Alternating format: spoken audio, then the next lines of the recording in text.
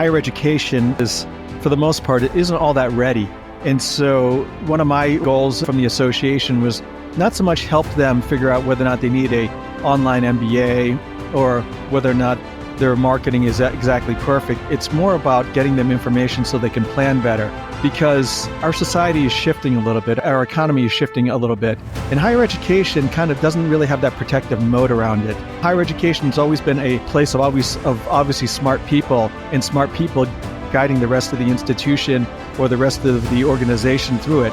This one's a little bit different, and I think a lot of higher education is not ready for it. So my job has been to really inform our membership about changing demographics, the economy, AI, and all sorts of things that are going to move us out from a mobile/cloud-based economy to an automated economy.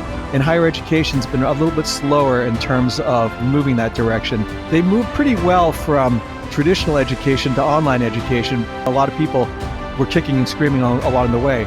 These universities were saying, we're not going to do that. Online education is not as good as face-to-face education, and therefore our institution isn't going to do it. And as a result, a lot of institutions were slow to the game, and some institutions are no longer with us. They've closed up shop, and a number of them are very financially unstable at this point. But the majority adapted and shifted.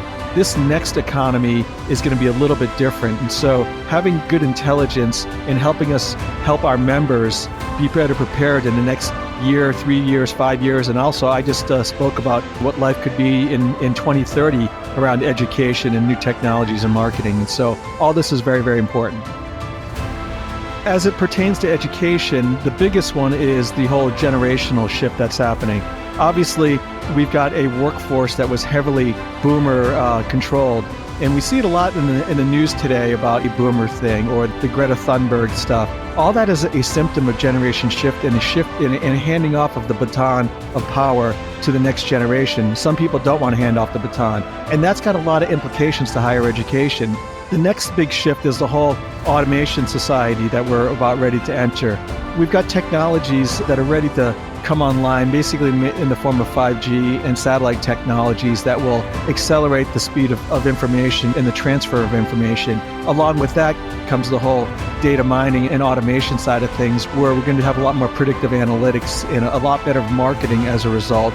And also our economy shift as we go, as more information is available. The whole automated self-driving car thing is happening. The retail sector is changing. Healthcare informatics is changing.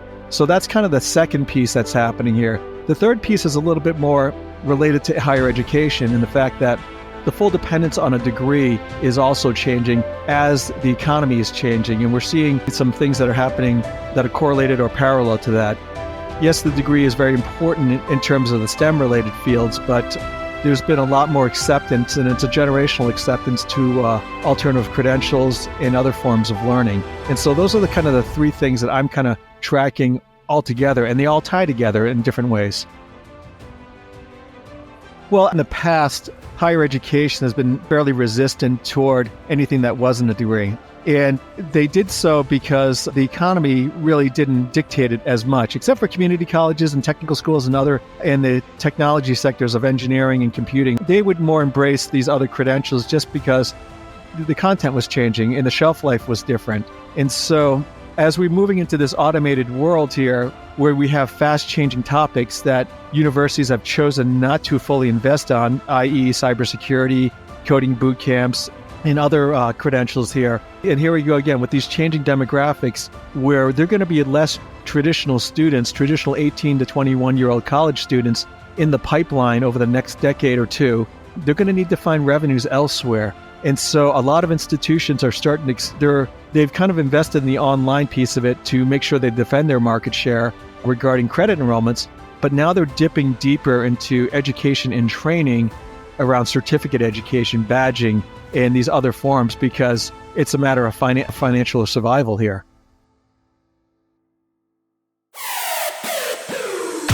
Thank you for tuning into the Education Marketing Insider by Grow Enrollments. Don't forget to like and subscribe to our channel to stay updated. Stay tuned.